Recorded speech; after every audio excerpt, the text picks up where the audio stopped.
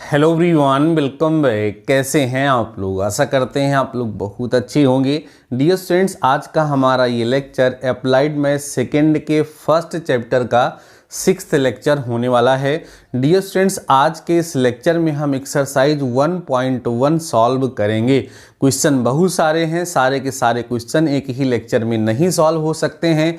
जितने क्वेश्चन हो पाएंगे हम सभी लोग उनको सॉल्व करेंगे। डियर स्टूडेंट्स, एक्सरसाइज को स्टार्ट करने से पहले आपको हम ये बता दें कि इस चैप्टर के बिहाफ पर मैं आपको 5 लेक्चर्स ऑलरेडी प्रोवाइड करा चुका हूँ, जिसमें इस एक्सरसाइज में यूज होने वाले सारे कंसेप्ट के बारे में हमने डिस्कस किया है। अगर आपने एक भी लेक्चर को स्किप किया है तो आप उसको देख लीजिए, चैनल पे प्लेलिस्ट बन चुकी है। आराम से जा करके आप सभी लोग प्रीवियस लेक्चर को देख सकते हैं। आइए डियर स्टूडेंट्स, आज की इस क्लास को हम स्टार्ट करते हैं। स्टार्टिंग ये क्वेश्चन आपको आसान लगेंगे, फिर भी हमारे साथ बैठ करके क्वेश्चन को सॉल्व करिएगा। कॉपी आपने बना लिया होगा, कॉपी और पेन लेकर के ही हमारे लेक्चर में आप लोग बैठा करिए। डियर स्टूडेंट्स, एक्सरसाइज 1.1 का फर्स्ट क्वेश्चन है, निम्न सारणिकों का मान ज्ञात करो। 2 सारणिक दिए गए हैं, मींस इन गिवन डिटर्मिनेंट्स की वैल्यू हमें फाइंड करनी है। कैसे फाइंड करनी है? By expansion method. तो आइए डियर स्टूडेंट्स, हम लोग इनको क्या करते हैं, सॉल्व करते हैं। आपको पता है कि सेकेंड ऑर्डर का डिटर्मिनेंट है, तो वैल्यू पता करना बेहद आसान है। पहला क्वेश्चन हमारा कौन सा है? पहले क्वेश्चन में डियर स्टूडेंट्स लिखा हुआ है 2, 3, 10 और 13 लिखा हुआ है। तो कैसे करते हैं? लीडिंग डायगोनल को मल्टीप्लाई करते हैं ना। 13 इंटू 2 मीन्स 26 हो जाएगा, और 10 3 जा 30 हो जाएगा। सॉल्व करने के बाद -4 आएगा, जो कि इस क्वेश्चन का क्या होगा, आंसर होगा। बेहद आसान क्वेश्चन था। अब सेकेंड वाला जरा देख लीजिए। सेकेंड क्वेश्चन में डियर स्टूडेंट्स लिखा हुआ है cos थीटा sin थीटा, है ना। और फिर यहाँ पे लिखा हुआ है sin थीटा और क्या लिखा है, cos थीटा। इसको आप सिंप्लीफाई करिए, ध्यान से सुनते चलिएगा। एक एक क्वेश्चन इंपॉर्टेंट है, किसी भी क्वेश्चन को स्किप नहीं करना है। मल्टीप्लाई करेंगे तो cos theta into cos theta हो जाएगा cos स्क्वायर थीटा। इसको मल्टीप्लाई करेंगे sin theta into sine theta हो जाएगा sin स्क्वायर थीटा। ओके ना। तो cos square theta minus sin square theta की वैल्यू क्या होती है डियर स्टूडेंट्स? cos 2 थीटा होती है, और ये इसका क्या होगा, आंसर हो जाएगा। तो आपने देखा कि इस एक्सरसाइज का जो फर्स्ट क्वेश्चन था वो बेहद आसान था। अब हम चलते हैं सेकेंड क्वेश्चन की तरफ। ध्यान से डियर स्टूडेंट समझते चलिएगा, लेक्चर बेहद इंपॉर्टेंट होगा। एक एक क्वेश्चन सॉल्व करिएगा। ये मत सोचिएगा कि ये क्वेश्चन तो काफ़ी आसान है, इसे हम नहीं सॉल्व करेंगे, इसे हम स्किप कर देंगे। ऐसा बिल्कुल नहीं करना है, सारे क्वेश्चन को सॉल्व करते हुए चलना है। चलिए हम चलते हैं सेकेंड क्वेश्चन की तरफ और उसको हम जरा राइट करते हैं। सेकेंड क्वेश्चन इंपॉर्टेंट है, ध्यान रखिएगा। क्वेश्चन क्या है डियर स्टूडेंट्स, मैं यहाँ नोट करता हूँ। कह रहा है दिखाइए कि, मीन्स प्रूफ करना है। दिखाइए कि, देखिए भाई क्या देखना चाह रहे हैं ये, दिखाइए कि बिंदु, ठीक है, बिंदु मीन्स पॉइंट गिवन है। पहला पॉइंट गिवन है 1,4 और फिर दूसरा पॉइंट है 3,-2 तथा तीसरा पॉइंट यहां दिया है -3,16 संगामी है। ध्यान सुनिए, संगामी है। संगामी का मतलब है कोलिनियर है। ये 3 पॉइंट्स कोलिनियर है, ऐसा हमें प्रूफ करना है। जरा एक बात हमारी सुन लीजिए। कई सारे स्टूडेंट्स ये सोच रहे होंगे कि सर किस बुक से आप एक्सरसाइज सॉल्व करा रहे हैं। तो अभी हम सार्थक पब्लिकेशन की जो बुक है उसी की एक्सरसाइज 1.1 सॉल्व करा रहे हैं। बाकी आपके यहाँ कोई और राइटर चलती होगी, जरा हमको बताइएगा, या किसी क्वेश्चन में कोई दिक्कत होगी तो वो भी बताइएगा। अगर आपके पास बुक नहीं है नई वाली, तो मैं आपको इस एक्सरसाइज का PDF बना करके अपने टेलीग्राम चैनल पर सेंड कर दूंगा, वहां से आप इस क्वेश्चन को सॉल्व कर पाएंगे। अगर आपने अभी तक हमारे टेलीग्राम चैनल को नहीं ज्वाइन किया है तो इस लेक्चर के डिस्क्रिप्शन में मैं उसका लिंक दे दूंगा, या आप टेलीग्राम पे सर्च करेंगे DD मैथमेटिकल सॉल्यूशन तो आपको टेलीग्राम चैनल मिल जाएगा, वहां पर इस एक्सरसाइज की PDF मैं आपको सेंड कर दूंगा। ठीक है, आइए देखते हैं। इन पॉइंट्स को कोलिनियर प्रूफ करना है। याद करिए, हमने आपको पढ़ाया था यूजेस ऑफ डिटर्मिनेंट्स, जिसमें पढ़ाया गया था डियर स्टूडेंट्स कि अगर हमारे पास कोई ट्रायंगल है, जिसके ट्रायंगल के जो वर्टिसेस हैं x1 y1 है और क्या है x2 y2 है और क्या है x3 y3 है। और हमें इस ट्रायंगल का अगर एरिया फाइंड करना है तो डिटर्मिनेंट की मदद से एरिया पता करने का फार्मूला होता है 1/2 x1 x2 x3 y1 y2 y3 और 1 1 1। ये आपको याद होगा, इससे एरिया पता करते हैं। फिर आपको बताया गया था कि अगर ये 3 पॉइंट्स कोलिनियर हैं, इफ ध्यान दीजिए, if points A, B, C are collinear, ठीक है। अगर ये कोलिनियर है तो यहां पर एरिया जो आएगा वो क्या आ जाएगा, 0 आ जाएगा। एरिया 0 आने का क्या मतलब है, ये हमारा x1 x2 x3 y1 y2 y3 1 1 1 determinant की वैल्यू क्या आनी चाहिए, 0 आनी चाहिए। अगर ये 0 आ जाएगा तो प्रूफ हो जाएगा कि पॉइंट्स क्या हैं, कोलिनियर हैं। तो यहाँ पर जो 3 पॉइंट्स हमें दिए गए हैं उन्हीं पॉइंट से बने हुए डिटर्मिनेंट की वैल्यू को हमें क्या दिखाना है, 0 दिखाना है।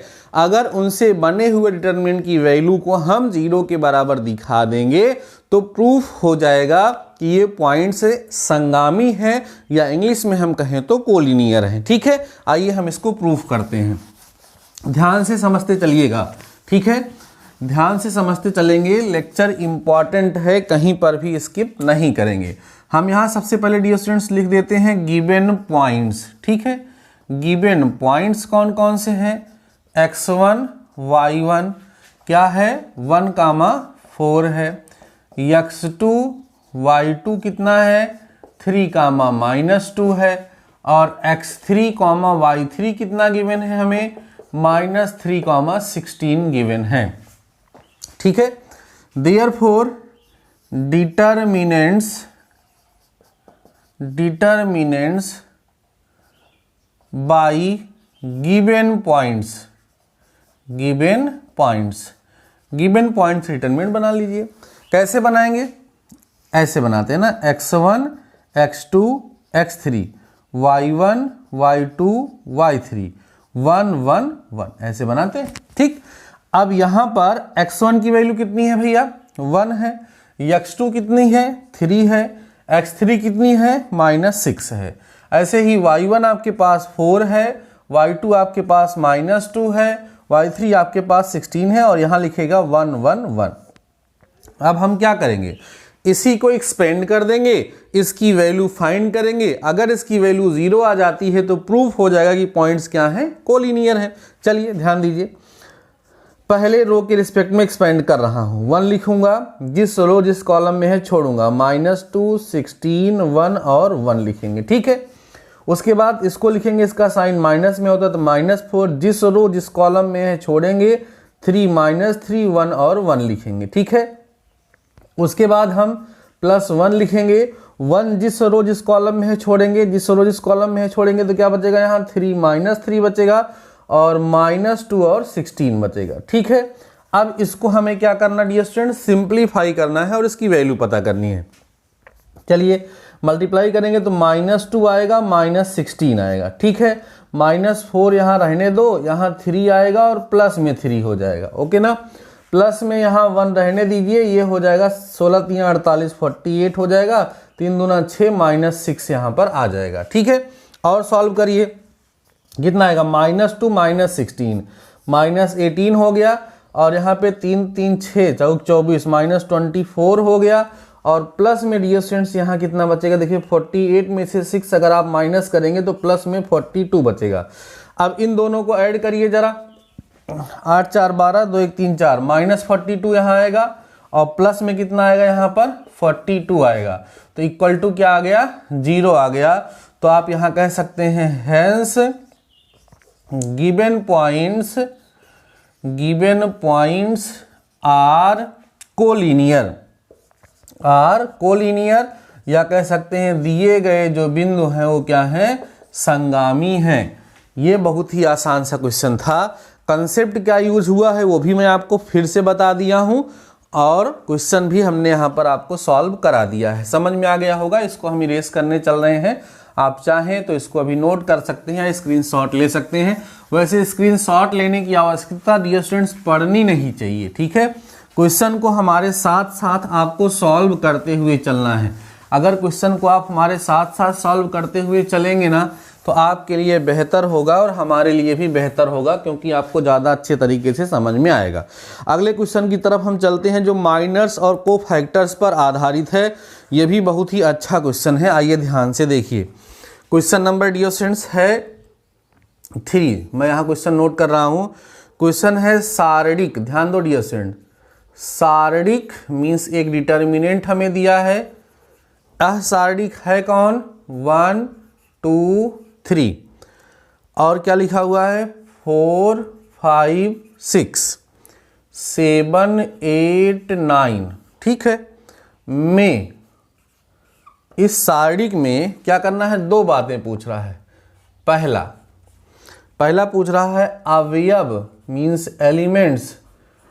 अवयव कौन कौन से? 1 6 योम 7, ध्यान दो, योम 7 के लघु घटक मीन्स माइनर्स ज्ञात करें, ठीक है। ज्ञात करें मीन्स माइनर फाइंड करने की बात हो रही है। और इसी में एक क्वेश्चन और पूछा है, किसका? 1, 2 योम 3 का सहखंड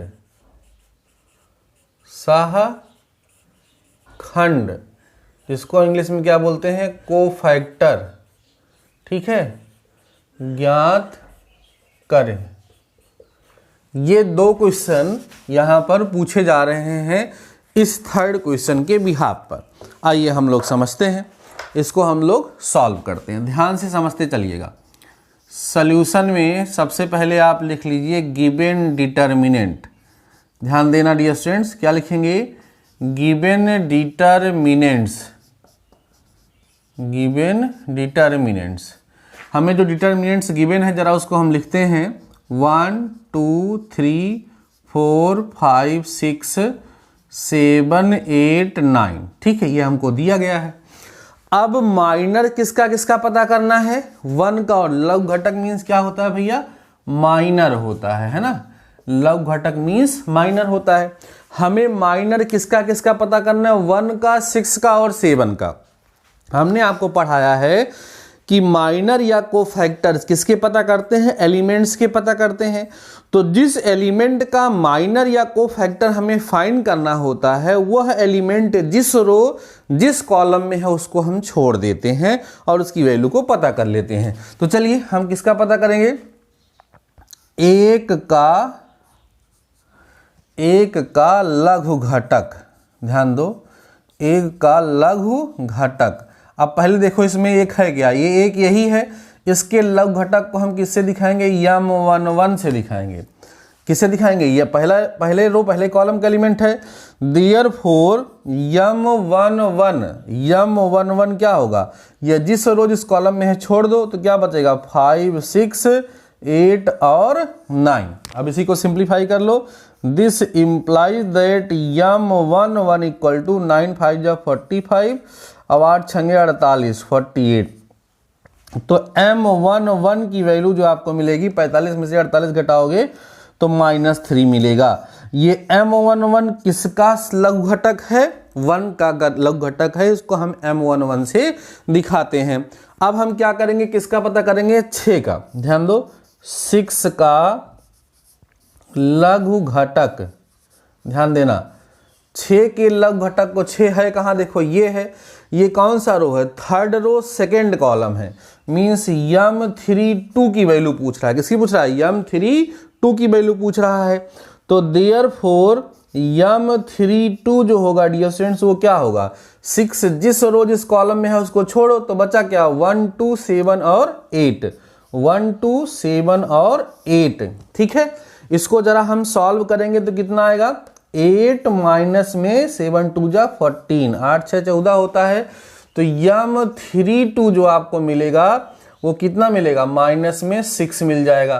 तो 2 एलिमेंट्स के माइनर्स हमें मिल गए। अब हम किसका माइनर पता करेंगे? 7 का। किसका?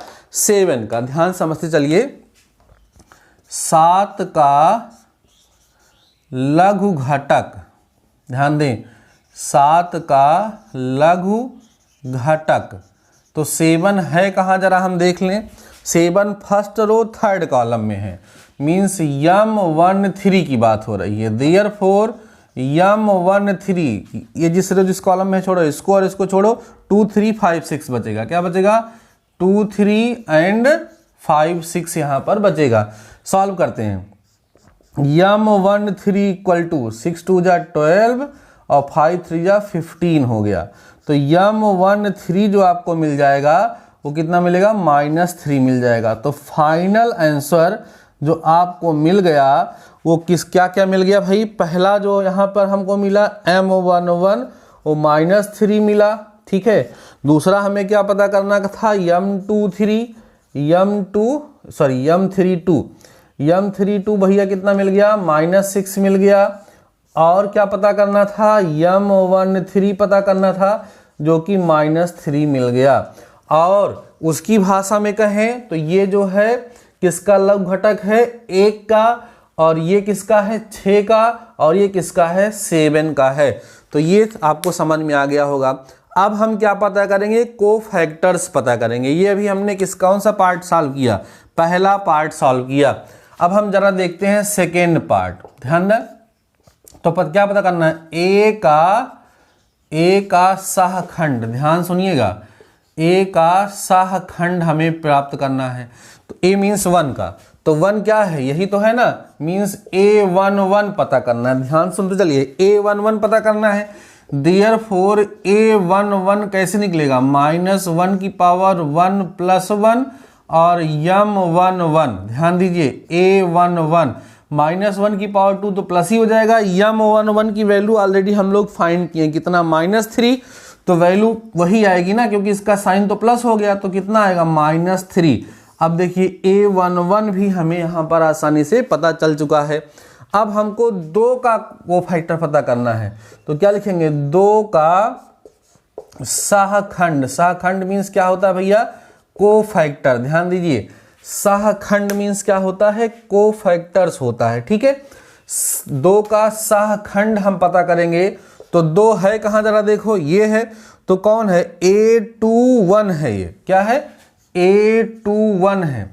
और A21 किसके बराबर होगा? -1 की पावर 2 + 1 और M21 के। ध्यान से समझते चलिए, कोफैक्टर्स और माइनर्स किस तरीके से फाइंड किए जाते हैं, उनको फाइंड करने का मेथड क्या है, ये मैं बहुत डिटेल में आपको पढ़ा चुका हूँ। अगर आपने प्रीवियस लेक्चर्स को नहीं देखा है तो देखिएगा, ज़्यादा बेहतर तरीके से समझ में आ जाएगा। तो ज़रा समझिए, इसका साइन कैसा होगा? माइनस होगा, क्योंकि यहाँ ऑड है तो यहाँ माइनस लगाओ। M21 कहाँ है? ये है M21, second row first column, ये और ये छोटे का, तो 4 6 7 और 9 आएगा। यहाँ लिखेंगे 4 6 7 एंड 9। सिंप्लीफाई करिए, यहाँ -9 चौक 36 और 7 6 जा 42, 42 हो गया, ठीक है। तो कितना आएगा? 6 आएगा यहाँ पर, -6 आएगा, माइनस यहाँ रहेगा, -6 यहाँ आएगा, तो क्या आएगा? +6 हो जाएगा। ये आंसर हो जाएगा। अब लास्ट में आपको 3 का कोफैक्टर पूछ रहा है, उसको आप बताएंगे, मीन्स आपसे A31 पूछ रहा है, जो कि -1 की पावर 3 + 1 और M31 होगा। ये लास्ट वाले एलिमेंट का जो कोफैक्टर है उसको आप सभी लोग फाइंड करेंगे और इसका आंसर मुझे कमेंट सेक्शन में कमेंट करके बताएंगे, ठीक है। ये क्वेश्चन आपको समझ में आ गया होगा, फटाफट से इसको नोट कर लीजिए। फिर हम चलते हैं अपने नेक्स्ट क्वेश्चन की तरफ। ध्यान से समझते चलेंगे तो आपको कंसेप्ट अच्छे से समझ में आता चलेगा। डियर स्टूडेंट, देखो एक्सरसाइज में सॉल्व तो करा रहा हूँ, आपको समझ में भी काफ़ी हद तक आ रहा होगा, लेकिन इसके पहले हम आपको 5 लेक्चर ऑलरेडी प्रोवाइड करा चुके हैं जिनमें हमने सारे रूल्स के बारे में डिस्कस किया है। क्वेश्चन को सॉल्व करने के लिए कौन कौन से नियम, कौन कौन से फार्मूले यूज होंगे, वो वहाँ पर हमने डिस्कस किया है। इसलिए उस प्रीवियस लेक्चर को आप सभी लोग ज़रूर से ज़रूर देख लीजिए, ठीक है। अब जरा हम चलते हैं क्वेश्चन नंबर 4 की तरफ। इसमें लिखा हुआ है निम्न सारणिकों, ध्यान दीजिएगा, निम्न सारणियों लिखा है इसमें, निम्न सारणियों का विस्तार के द्वारा, विस्तार के द्वारा मान निकालें। ठीक है। अब इसमें बहुत सारे क्वेश्चन दिए गए हैं। जैसे पहला क्वेश्चन यहाँ जो दिया हुआ है वो लिखा है 2, 5, 4 एंड 6। आसान सा क्वेश्चन है क्योंकि सेकेंड ऑर्डर का है। सेकेंड जो दिया हुआ है वो क्या है, 0 है, 1 है, 2 है, 3 है, 0 है, 7, 0, 5 है, ये सेकेंड दिया हुआ है। ऐसे आप देखेंगे थर्ड वाला भी दिया है। इसके बाद मैं यहाँ पर कोई भी क्वेश्चन आप ले सकते हैं, थर्ड ही नोट कर लेता हूँ, या चलो थोड़ा अलग है, मैं फिफ्थ वाला यहाँ नोट कर लेता हूँ। ठीक है। क्या लिखा है यहाँ पर, cos x है और उसके बाद माइनस में sin x है, उसके बाद यहाँ पर cos x है और यहाँ पर sin x है। ध्यान देना, यहाँ cos x है और यहाँ पर क्या है, sin x है, नहीं मैं उल्टा लिख दिया, cos x minus sin x, और यहाँ पर sin x दिया हुआ है, यहाँ पर sin x दिया हुआ है और यहाँ पर cos x दिया हुआ है। इसकी वैल्यू हमें यहाँ पर फाइंड करनी है। अब देखो यहाँ पर लिख दिया है इसने कि प्रसार के द्वारा मान ज्ञात करना है, क्योंकि आपको पता है कि दो तरीके से वैल्यू हम पता कर सकते हैं, एक प्रॉपर्टी का यूज करके, एक डायरेक्ट एक्सपेंशन का यूज करते हुए। अब इसमें टोटल 7-8 क्वेश्चंस हैं, सब में एक्सपेंशन ही करना है। एक्सपेंशन करना आपको आता है, प्रसार करना हमने आपको सिखाया है। सेकेंड ऑर्डर डिटरमिनेंट का एक्सपेंशन कैसे करते हैं, थर्ड ऑर्डर का डिटरमिनेंट का एक्सपेंशन हम कैसे करते हैं, दोनों हम आपको सिखा चुके हैं।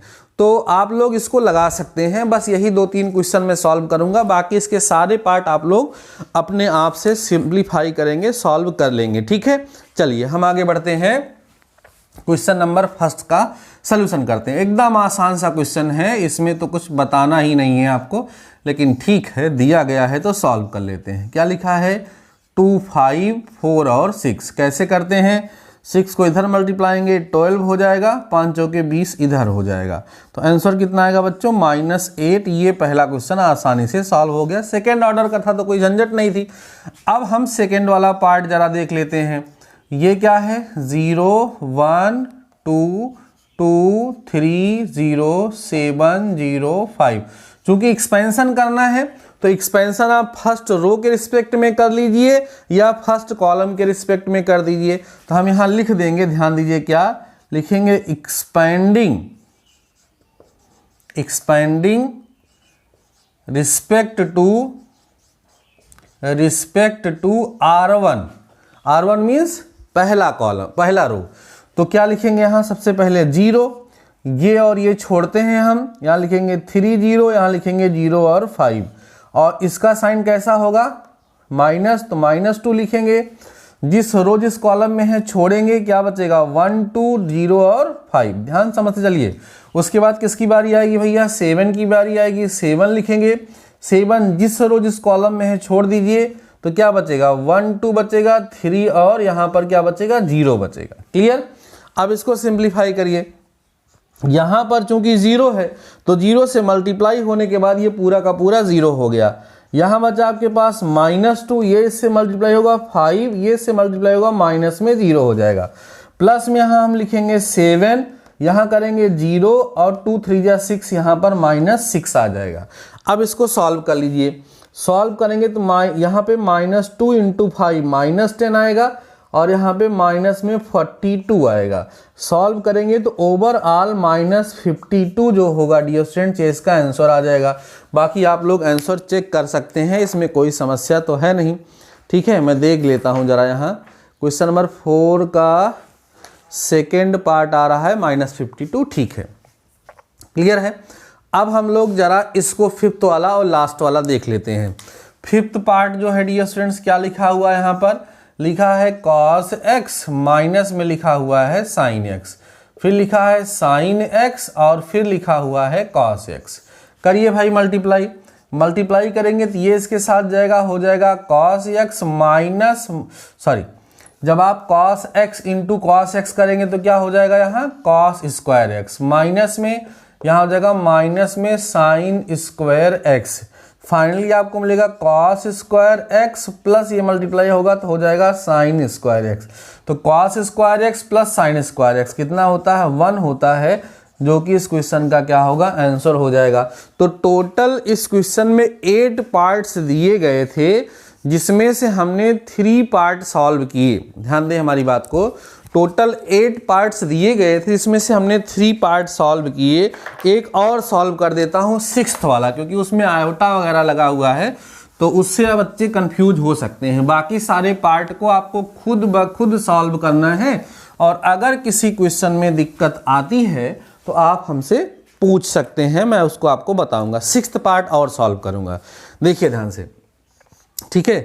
कौन सा पार्ट है ये भाई, 6th पार्ट है। क्या है इसमें लिखा हुआ है, a plus I B, iota जिसको कहते हैं, minus C plus I D लिखा हुआ है, और यहाँ c प्लस आई डी लिखा हुआ है, और यहाँ a माइनस आई बी लिखा हुआ है। इसकी वैल्यू हमें पता करना है। क्वेश्चन तो छोटा है, सेकेंड ऑर्डर का ही डिटर्मिनेंट है, क्योंकि आयोटा लग गया है तो कुछ बच्चे इससे कंफ्यूज हो सकते हैं। अब यहाँ आपको पता होना चाहिए, आपने पढ़ा था एक चैप्टर जिसका नाम है कॉम्प्लेक्स नंबर्स ना भैया, क्या पढ़े थे, कॉम्प्लेक्स नंबर्स पढ़े थे, जिसमें आपको पता है कि आई स्क्वायर की जो वैल्यू है वो -1 होती है।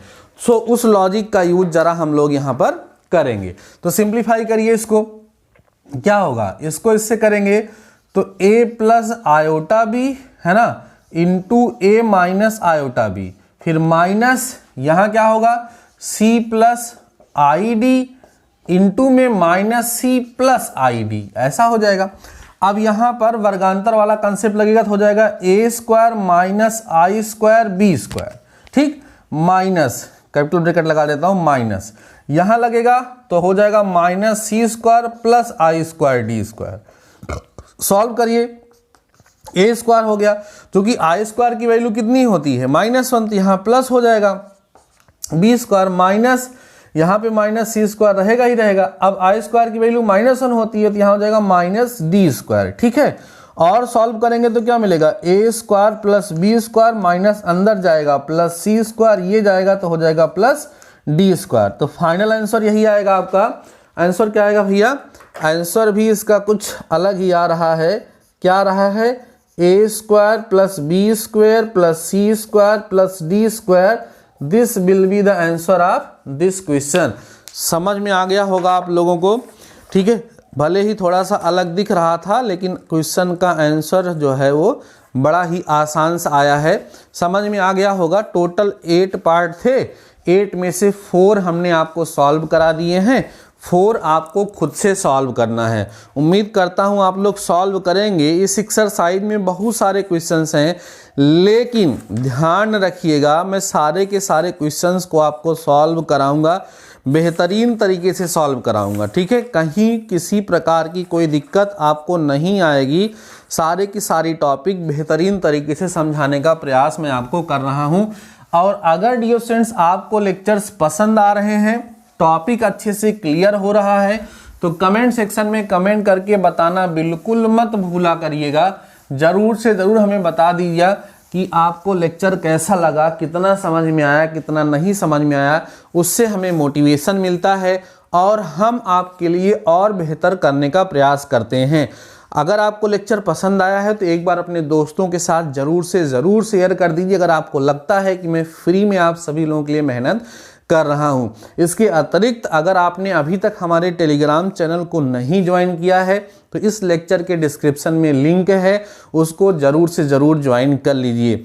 और इस चैनल पर इस चैप्टर के बिहाफ पर जितने भी लेक्चर हुए हैं उन सभी लेक्चर्स की मैंने एक प्लेलिस्ट बना दी है। प्लेलिस्ट को आप विजिट कर सकते हैं, या उस प्लेलिस्ट का लिंक इस लेक्चर के डिस्क्रिप्शन में भी मैं दे दूंगा। वहां से भी जा करके आप उसको देख सकते हैं और सुन सकते हैं, समझ सकते हैं। बाकी डियर स्टूडेंट्स, आज के इस लेक्चर में बस इतना ही। मिलते हैं नेक्स्ट लेक्चर के साथ, नेक्स्ट टॉपिक के साथ। तब तक के लिए शानदार रहिए और पढ़ते रहिए।